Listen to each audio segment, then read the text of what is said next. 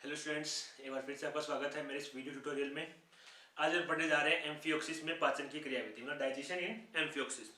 अगर अपन डाइजेशन की बात करें तो डाइजेशन का मतलब होता है कॉम्प्लेक्स फूड पार्टिकल्स का सिंपल फूड पार्टिकल्स में टूटना।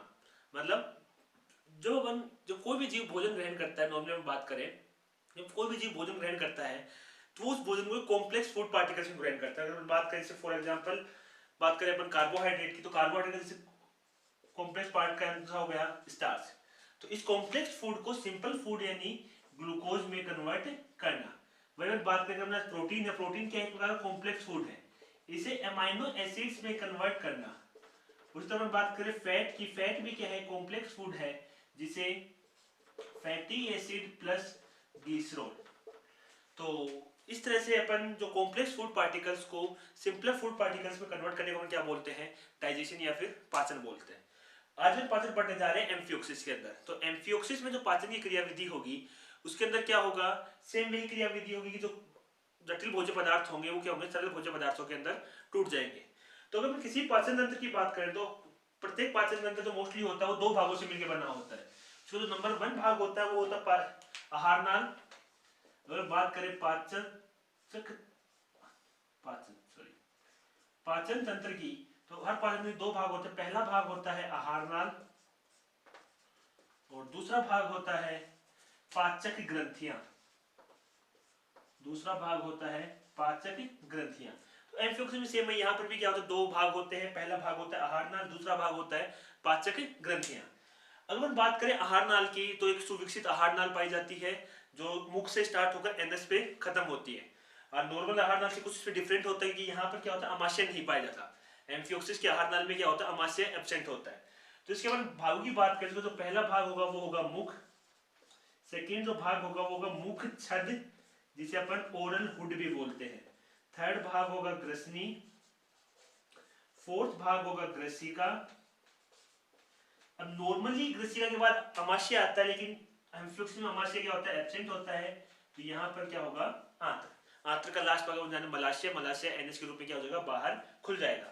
अगर बात करें पाचन तंत्र की, तो पाचन तंत्र में यहाँ पर पाचन ग्रंथियों की, तो यहाँ पर एक पाचन ग्रंथि मिलकर नाम है मध्यांत्र अंधव्रत।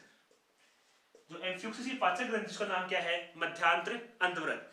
जो किसकी तरह कार्य करता है, जैसे अपने शरीर में जो ये काम यकृत करता है वो काम यहाँ पर कौन करता है, मध्यांतर अंतव्रत करता है। तो अगर हम बात करें इसके आहार, सबसे पहले बात करते हैं आहार नाल की। तो आहार नाल अपने बात की कि जैसे एम्फियोक्सिस में एक सुविकसित आहार नाल पाई जाती है जो कहाँ से स्टार्ट होती है, मुख से स्टार्ट होकर एनएस पे खत्म होती है। तो बात करें मुख की, तो जो मुख होगा वो कहाँ मिलेगा, इसके जो रोस्ट्रम होगा, रोस्ट्रम के जो अग्र अधर सिरा है वहां पर क्या होगा, मुख पाया जाएगा। एक मतलब गोलाकार मुख होगा जिसके बाहर क्यों क्या मिलेगा, मुख छद पाया जाएगा।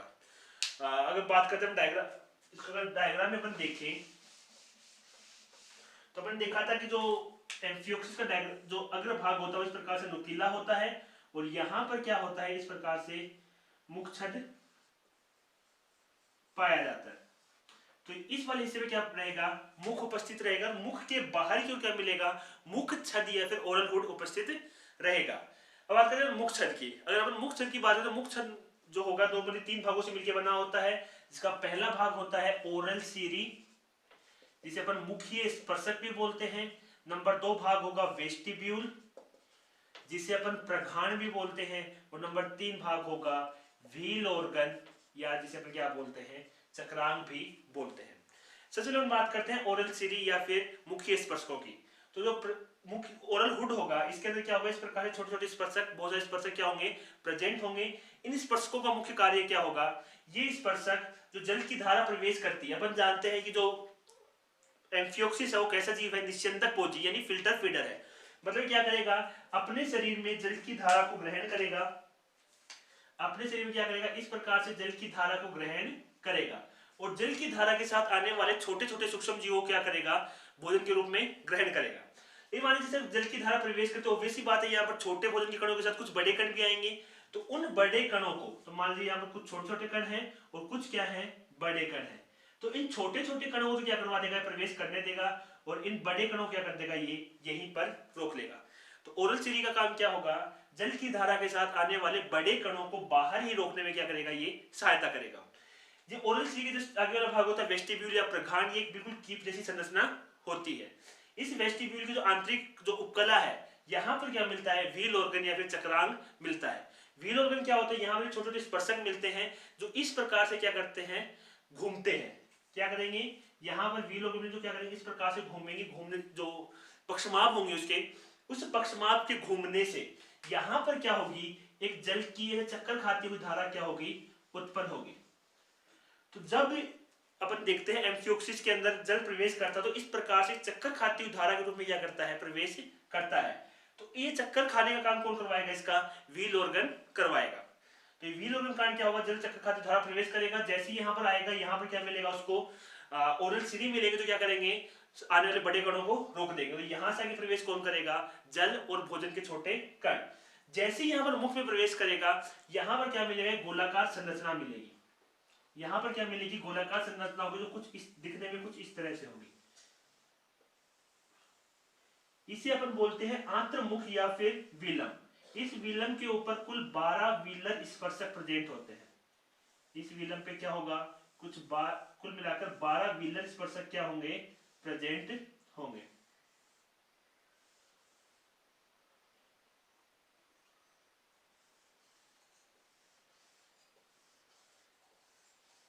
12 क्या होंगे, यहाँ पर व्हीलर स्पर्शक प्रेजेंट होंगे। ये व्हीलर स्पर्शक क्या करते हैं, ये जल की धारा को वापिस से छानने का काम करेंगे।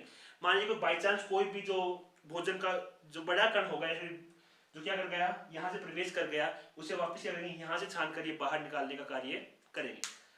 यहाँ पर इसके भी क्या होता है, छोटे छोटे स्पर्शक पाए जाते हैं जो क्या काम करते हैं, जल की धारा को वापिस से छानने में सहायता करते हैं। उसके बाद जिसका थर्ड पार्ट होता है आहार नाल का, वो होता है ग्रसनी। ग्रसनी जो होगा वो इसके आहार नाल का सबसे मुख्य और सबसे बड़ा भाग होता है। जो ग्रसनी होगा वो आहार नाल का सबसे मुख्य और सबसे बड़ा भाग होगा। आप डायग्राम में क्लियर देख सकते हैं, जो आहार नाल है इसके अंदर मुख्य जगह ग्रसनी मिला, जिसने क्या करेगा, शरीर के अधिकांश भाग को घेर रखा है। इस ग्रसनी के अंदर भी बहुत सारी संरचनाएं पाई जाती हैं जो निम्नलिखित है, जिसको अपन एक एक करके देखेंगे। तो जो सबसे पहली जो संरचना है वो कौन सी है, वो है गिल छड़े। ग्रसनी में पाई जाने वाली जो पहली संरचना है वो है गिल छड़े। गिल छड़े क्या होती हैं, ये देखिए, जैसे ही ग्रसनी की जो पार्श्व दीवारें होंगी वहां पर क्या मिलेंगी, बहुत सारी क्लोम दरारें पाई जाएंगी। वो क्लोम दरारें जो होंगी वो एक गिल छड़ों के द्वारा क्या होंगी, अलग अलग बटी हुई होगी। तो फिर हम बात करते हैं कि ये देखिए डायग्राम है,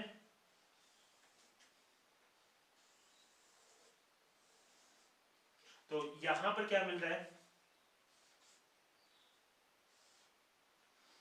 प्रघाण मिल रहा है, और ये वाला जो पूरा भाग है इसका, वो कौन क्या बनाएगा, इसका ग्रसनी बनाएगा। तो इस ग्रसनी के ऊपर यहाँ पर क्या होगा, क्लोम दरारें प्रेजेंट होंगी, और वो क्लोम दरारें किसके रूप में विभक्त, किससे विभक्त होंगी, इन गिल छड़ों से क्या होंगी, विभक्त होंगी। तो इस प्रकार से क्या होंगी, यहाँ पर बहुत सारी गिल छड़ें पाई जाएगी। गिल छड़ों की संख्या लगभग 150 से लेकर 200 तक हो सकती है। कितनी मिलेंगी, 150 से लेकर 200 तक गिल छड़ें यहाँ पर उपस्थित हो सकती है। इनकी संख्या जैसे जैसे इसकी एम्फियोक्सिस की उम्र बढ़ेगी, उम्र बढ़ने के साथ साथ इनकी संख्या भी क्या होगी, यहाँ पर लगातार बढ़ती जाएगी। इसके अलावा इसकी जो अग्र और पश्च सतह होगी, यहाँ पर क्या मिलेंगे, बहुत सारे छोटे छोटे पक्षमाप भी पाए जाएंगे। पक्षमाप क्या, इन्हें क्या बोलते हैं, पार्श्व पक्षमाप भी बोलते हैं। क्या काम करते हैं ये पक्षमाप जो जल होगा, इस जल की धारा को लगातार गति प्रदान करने का कार्य करेंगे, जिससे क्या होगा, यहाँ से होते हुए ये एट्रियल गुहा से जल बाहर निकल जाएगा, और भोजन क्या करेगा, यहाँ से जो ग्रास नाल और जो आगे का जो भाग आहार नाल भोजन वहां चला जाएगा, और जल को क्या कर दिया जाएगा, यहाँ से बाहर निकाल दिया जाएगा। इसके अलावा जो सेकंड पार्ट है इसका, वो है एंडोस्टाइल। ग्रसनी का जो सेकंड पार्ट है वो है एंडोस्टाइल। एंडोस्टाइल के बारे में अपन पहले की वीडियो में भी देख चुके, जहां पर जब हमने हडमान्य में पढ़ा था। एंडोस्टाइल क्या होता है, जो ग्रसनी का जो फर्श वाला हिस्सा होता है, उस फर्श वाले हिस्से पर इस प्रकार से क्या होती है, खांचनुमा रचना पाई जाती है, इसे हम क्या बोलते हैं, एंडोस्टाइल बोलते हैं। कहाँ मिलेगी, जो ग्रसनी का जो फर्श है उस फर्श पर एक खांच के समान रचना मिलेगी, इसे हम क्या बोलेंगे, एंडोस्टाइल बोलेंगे। इसमें होता क्या है, इसमें कुल 5 गुच्छे किसके मिलते हैं, पक्षमाप के मिलते हैं, इस प्रकार से, जो क्या होते हैं, एकांतरित क्रम में उपस्थित होते हैं, किसके साथ, श्लेष्म स्रावित करने वाली कोशिकाओं के साथ। तो यहाँ पर देखिए 5 गुच्छे पक्षमाप के हैं, साथ में यहाँ पर क्या है, जो ग्रीन कलर में शो कर रहा हूं, ये क्या है, श्लेष्म स्रावित करने वाली कोशिकाएं। तो एकांतरित क्रम में पक्षमाप और श्लेष्म स्रावित करने वाली कोशिकाएं क्या होती है यहाँ पर पाई जाती हैं। पहले पक्षमाप, फिर श्लेष्म कोशिकाएं, फिर पक्षमाप, फिर श्लेष्म कोशिकाएं, फिर पक्षमाप, श्लेष्म कोशिकाएं, पक्षमाप, श्लेष्म कोशिकाएं और फिर पक्षमाप। कार्य क्या करती हैं, जैसे जल आएगा यहाँ पर, जल के साथ जो भोजन के कण आएंगे वो भोजन के कण क्या होंगे, यहाँ से इस प्रकार से लुढ़क कर कहाँ जाएंगे, नीचे आ जाएंगे और इनके ऊपर ये जो श्लेष्म कोशिकाएं होंगी वो क्या करेंगी, श्लेष्मा का आवरण चढ़ा देंगी। क्या कर देंगी, श्लेष्मा का आवरण चढ़ा देंगे। पक्षमाप क्या करेंगे, फिर इन्हें वापिस ऊपर की ओर पहुंचा देंगे। वापिस क्या करेंगे, इनको ऊपर की ओर पहुंचा देंगे। तो एंडोस्टाइल का कार्य क्या हुआ, जो भोजन के कण हैं उनके चारों ओर श्लेष्मा का आवरण चढ़ाने का कार्य करता है।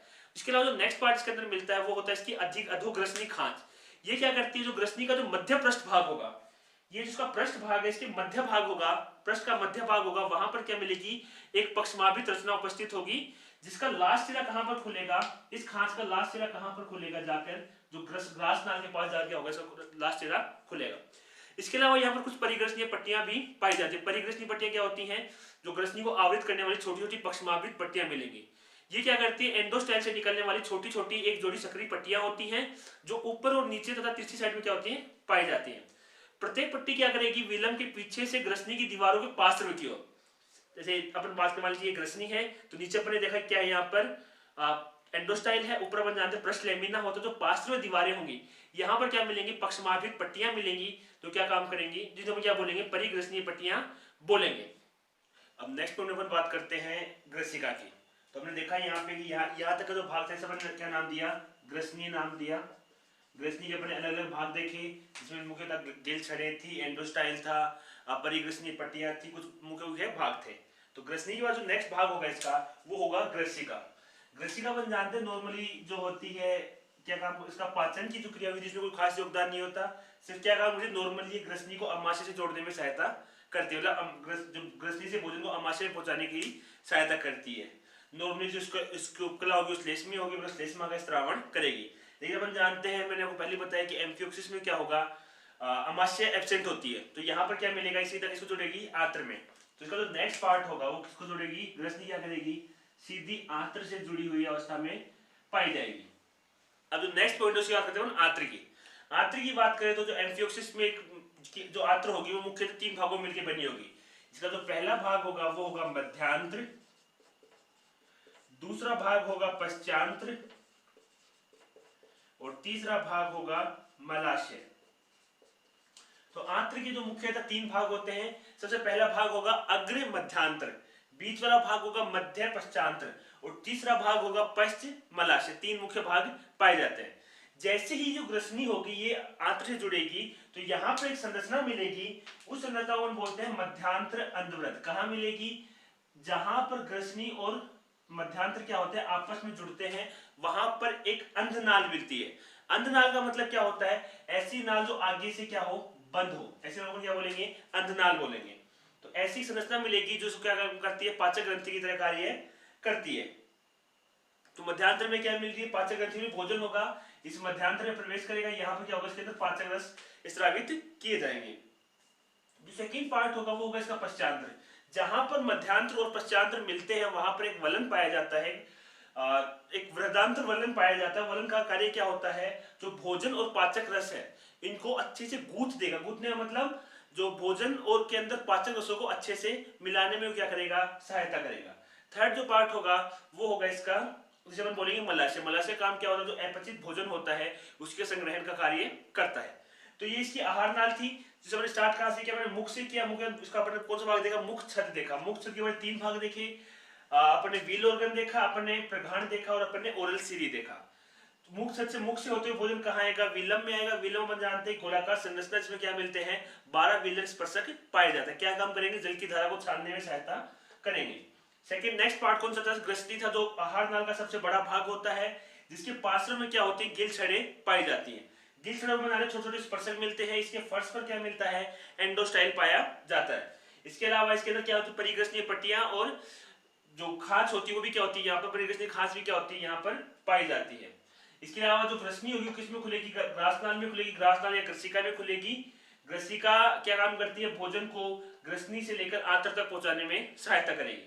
नेक्स्ट और लास्ट पार्ट आहार नाल का वो है आंत्र, जो 3 भागों में बटी होती है। पहला भाग है मध्यांत्र, दूसरा भाग है पश्चांत्र और तीसरा भाग है मलाशय। जहां पर ग्रसनी और मध्यांत्र आपस में जुड़ते हैं वहां पर एक अंधनाल पाई जाती है जिसे मध्यांत्र अंधवृद बोलते हैं, जो कि क्या है, एक पाचक ग्रंथि एम्फियोक्सिस की पाचक रसों का स्रावण करती है। मध्यांत्र अंधवृद बिल्कुल वैसे ही अपने यकृत होता है। इसके नेक्स्ट भाग है पश्चांत्र, जो जिसका मुख्य कार्य अवशोषण में होता है, और लास्ट भाग होगा मलाशय, जो क्या करता है, अपचित भोज्य पदार्थों का संग्रहण करता है। अब जो सेकंड अपना पार्ट है, पहले अब देखो अपने आहार नाल, अब देखिएगा पाचक ग्रंथि। तो पाचक ग्रंथि में ऑलरेडी बता चुका हूं, पाचक ग्रंथि एक ही पाचक ग्रंथि मिलती है जिसका नाम क्या है, मध्यांत्र अंधवृद है, जो क्या काम करती है, जैसे अगर अपन बात करें जो हायर कोऑर्डिनेट्स है उनमें जो काम यकृत करता है वो काम यहाँ पर कौन करता है, मध्यांत्र अंधवृद करता है। स्थिति कहाँ पे अपन जानते हैं, ग्रसनी और ग्रासनाल और मध्यांत्र के मध्य के जो संयोजन होगा वहां पर क्या है, एक अंधनाल के समान संरचना है। करती क्या है, पाचक रसों का स्त्रावण करती है, मोस्टली एमाइलेज, प्रोटीएज, लाइपेज जैसे एंजाइमों का वो क्या करती है, स्त्रावण करती है। तो ये था अपना जो पाचन तंत्र की संरचना थी। अब हम बात करते हैं भोजन के अंतःग्रहण और पाचन की, कि एम्फियोक्सिस किस प्रकार से भोजन का अंतःग्रहण करता है और किस प्रकार से क्या करता है, भोजन का पाचन करता है। तो देखिए ये मैं आपको ऑलरेडी बता चुका हूं पहले भी, यहाँ पर क्या होगा, प्रघाण में क्या मिलेगा, व्हील ऑर्गन मिलेगा, कि जो क्या करेगा, इस प्रकार से जल की धारा को उत्पन्न करेगा। व्हील ऑर्गन क्या करता है, इस प्रकार से जल की धारा उत्पन्न करती है। जल की धारा के साथ क्या होंगे, छोटे छोटे सूक्ष्म, जिसका भोजन क्या होगा, छोटे प्रोटोजोअन्स हो गए, डाइटम्स वगैरह होते हैं, जो सूक्ष्म जीव होते हैं वो क्या होते हैं, एम्फियोक्सिस का भोजन होते हैं। तो वो जो भोजन के कण होंगे और जल की धारा क्या करेगी, प्रघाण से होते हुए व्हील ऑर्गन तक पहुंच जाएगी। व्हील ऑर्गन से कहां जाएगी, व्हीलर तक जाएगी। तो व्हीलर तक पहुंचते पहुंचते जल को 2 बार छाना जाता है। पहली बार ओरल सीरी जो क्या करेगी, जो बहुत ज्यादा बड़े कण हैं उनको क्या कर देगी, मुख में प्रवेश करने ही नहीं देगी। इसके अलावा जो और भी बड़े कण जो प्रवेश कर जाते हैं उन्हें क्या कर दिया जाएगा, यहाँ पर रोक लिया जाएगा, व्हीलर पर रोक लिया जाएगा। जैसे ही भोजन कहाँ पहुंचता है, ग्रसनी में पहुंचता है। ग्रसनी में क्या करेंगे, जो अपने गिल छड़ है, गिल छड़ों में मैंने बात की थी, स्पर्शक पाए जाते हैं। स्पर्शक क्या करेंगे, जल की धारा को, जो इसकी परिकोष्ठ था, एट्रियल गुहा थी, एट्रियल गुहा की तरफ जल की धारा को भेज देंगे। जो भोजन के कण होंगे वो कहाँ जाएंगे, इसका जो फर्श होगा, फर्श पर इकट्ठे हो जाएंगे। फर्श पर अपन जानते क्या उपस्थित होता है, एंडोस्टाइल उपस्थित होता है।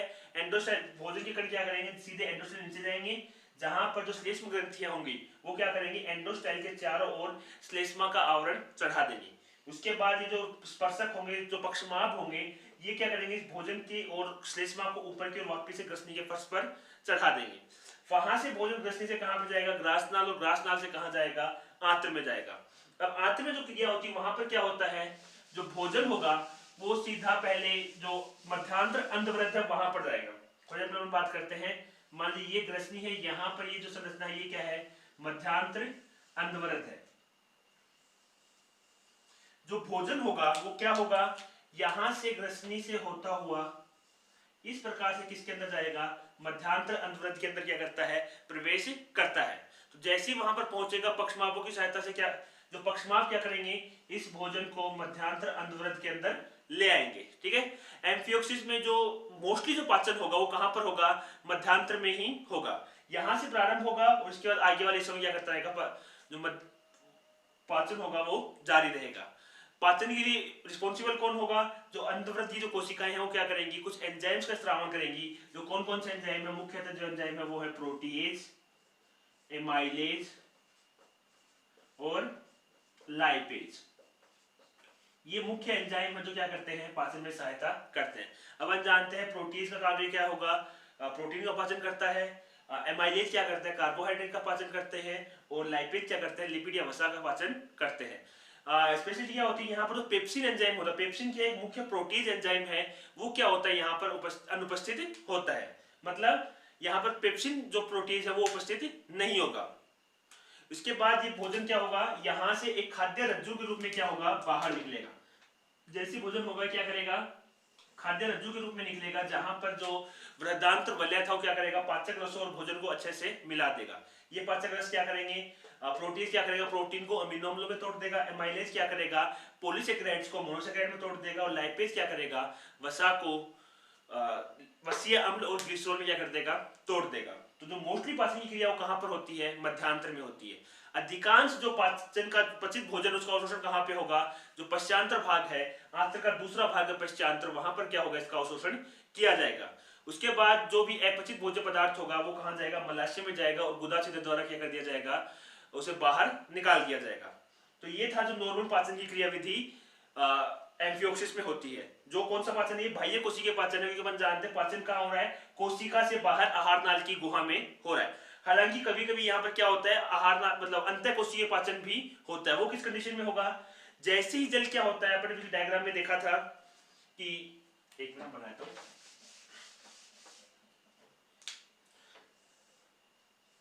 जैसे अपन ने एम्फियोक्सिस की ग्रसनी में देखा था, गिल छड़े क्या करती हैं, जल की धारा को किधर भेज देंगी, एट्रियल गुहा की तरफ भेज देंगी। तो कई बार क्या होगा, कई बार भोजन की सूक्ष्म कण क्या करेंगे, जल की धारा के साथ कुछ सूक्ष्म कण कहां से जाएंगे, एट्रियल गुहा के अंदर भी चले जाते हैं।